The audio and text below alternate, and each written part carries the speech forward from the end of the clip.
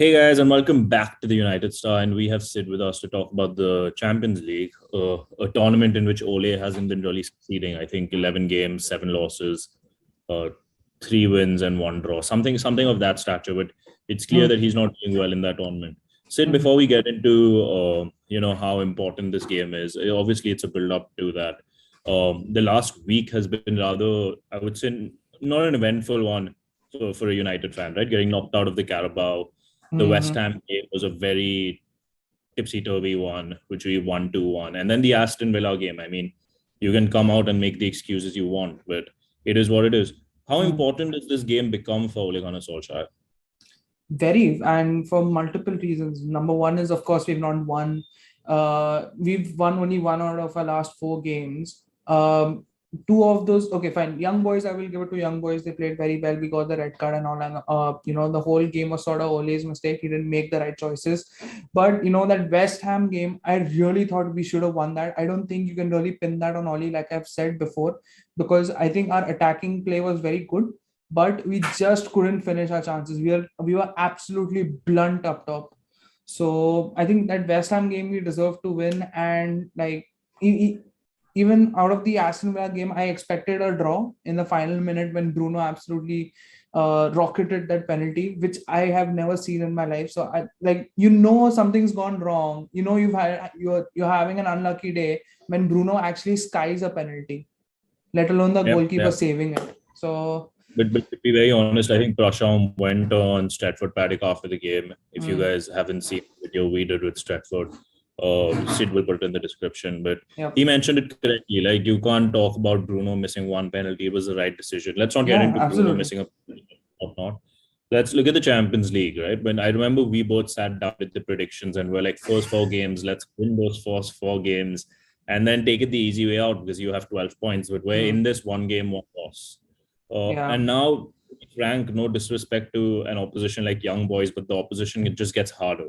Mm. We're playing Villarreal tomorrow. So, what's your take on the opposition that gave David De Gea the desire of coming back early and start training and doing more press conferences and whatnot? Do you think this will be a game where there's some sort of a revenge that's on stake for us for that Europa League game, or is this just going to be looked at another game that has to be won?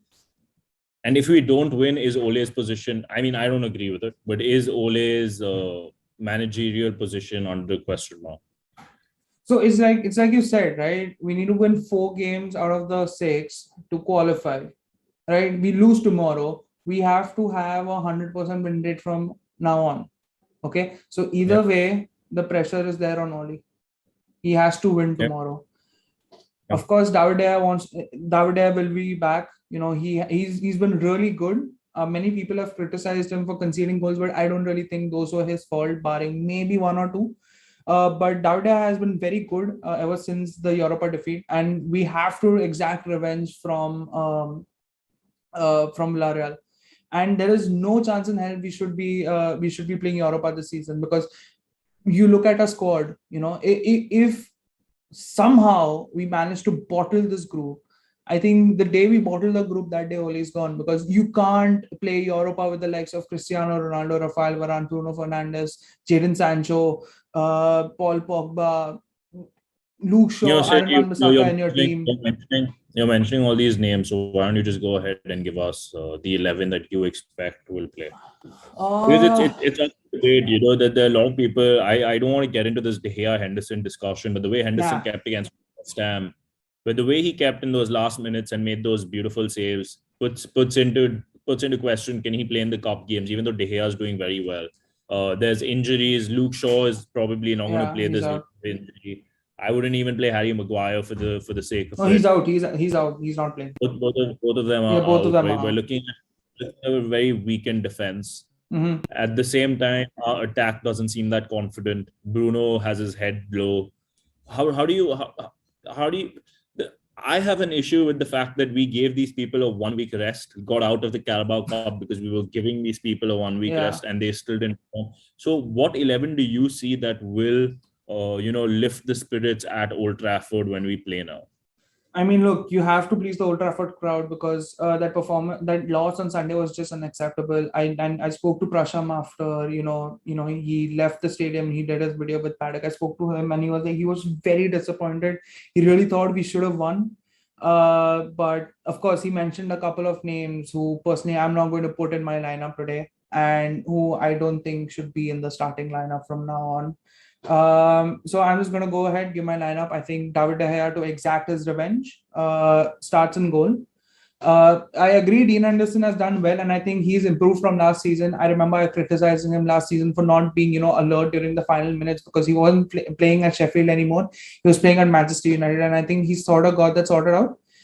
So this year also, it would be a good battle between David De Gea and Henderson. Hopefully, it's like your Alex Telles, Luke Shaw thing, but both of them get game time. It's not like just one gets game time and the other's just on the bench getting COVID and getting injured. So David De Gea for me in goal. Alex Telles has to play on the left because Luke Shaw's gone. We don't have a backup. Oh, you know what? You forgot to mention Aaron Wan-Bissaka got a red in the last game, so he's not playing either. So of a starting defense, it's only Rafael Varane who plays. So it's Alex Telles for me, Rafael Varane, Victor Lindelof, and Diogo Dalot. I think he was very good last game. Not last game, in the West Ham game. I think he was I very think he good was going good forward. against West Ham and when he came against Aston Villa. I think he was playing out of position and he still did a pretty good But I think I don't think Alex Telles had a very good game against West Ham. He made a lot of errors, and I hope he sorts them out because Villarreal, it's one of the most difficult opponents in our group. So that's my back four. So David De Gea, Alex Telles, Rafael Varane, Victor Lindelof, and Diogo Dalot. In front of them, I want to see McTominay and Pogba. I don't want to see the McFred partnership anymore. I think no one wants to see that McFred partnership anymore because it just doesn't work. So because I think Scott McTominay has become better defensively this season, after the Euros, he's been playing a more defensive role. He's, sort of gelling into that CDM position, and he could make a makeshift CDM till we, probably send Declan Rice or someone next summer. So those two, that's my pivot. McTominay, Pogba, Bruno as Cam, Jadon Sancho off the right. He's been playing on the left hand side, which he can play, but he's not been doing so well. So play Jadon Sancho on the right, play Mason Greenwood on the left, and Ronnie the Goat is your striker. That's my personal opinion. I think because this is the most difficult game of the group, I think we should go all in for this game. I actually would tweak the entire formation. I would go with 3-5-2. Because as you mentioned, right, when we're talking about a player like Alex Telles, we saw how West Ham schooled him, and Villarreal will just look at that clip and school him all over again. So I would probably go, as you said, De Gea in goal with Lindelof, Eric Bailly, and Rafael Varane as our three. You play Diogo Dalot, you play Alex Telles because they can whip the ball in.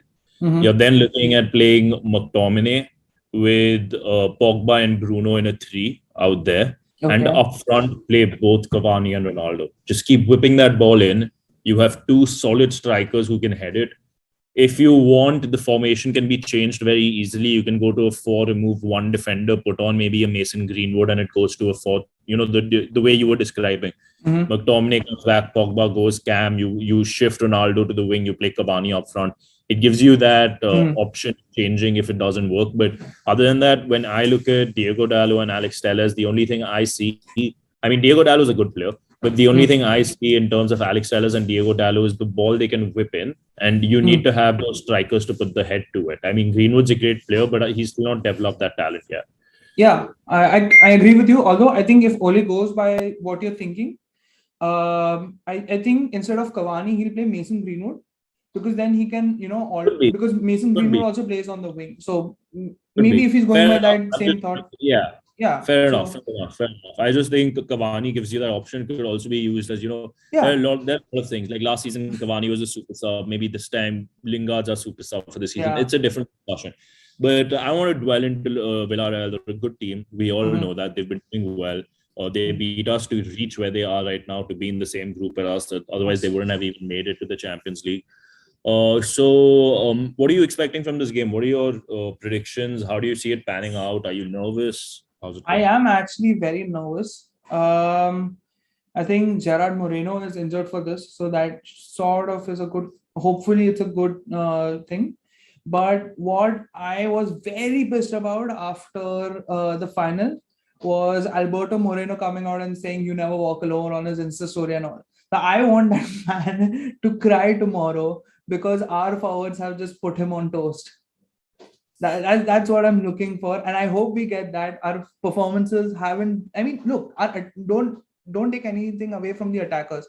They have been good while attacking. They've just not had that finish. That end product. Okay. Hopefully they find it back because we know we've got brilliant attackers. Hopefully we find that back this time. At the end of the day, Arsenal have outscored Ronaldo, so Ronaldo has to get back to outscoring Arsenal. But Sid, what are your predictions? Who are the goal scorers? I think Ronaldo will score. If he will start. Ronaldo will score, and I'm going to say we lose 2-1.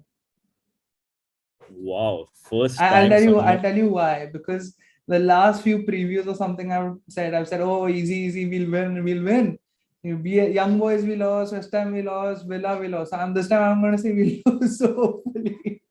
Superstition. No, I believe we'll win this, but I don't think it'll be an easy game. I think it'll be maybe a 2-1, and I can see it more like a 2-0 to United, and then we concede and make it cagey rather than anything else. But then Ole goes ahead and brings on Matic, and who not to just sit back and do a Jose Mourinho. Anyone but Donny van de Beek. That's it. Yeah, I mean, a lot of people are also talking about Donny, but unfortunately, it doesn't seem to be making the squad. But guys, that's about it. You've heard what we had to say. Do like, share, and subscribe, and let us know in the comments what you think and who you think would play against Villarreal tomorrow. But until then, do like, share, and subscribe. We'll see you next time. Goodbye.